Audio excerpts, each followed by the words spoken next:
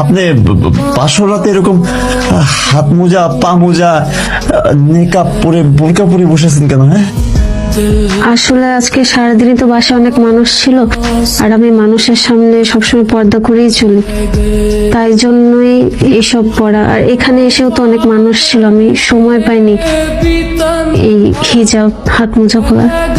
তাই বলে কেউ বাসর রাতে এরকম নেকাব পরে থাকে নাকি? আবার আম্মা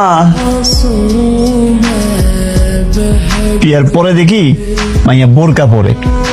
বোরকালে এটা মাইয়ার লগে আমার যায়। আমি সারা জীবন চিন্তা করছিলাম একটা স্মার্ট মডার্ন সুন্দরী মাইয়া বিয়ে করবো, আর আমার মা আমার একটা বোরকারি মাইয়ার লগে বিয়ে দিয়ে দিচ্ছে। আপনার কি কিছু লাগবে? না, আমার কিছু লাগবে না।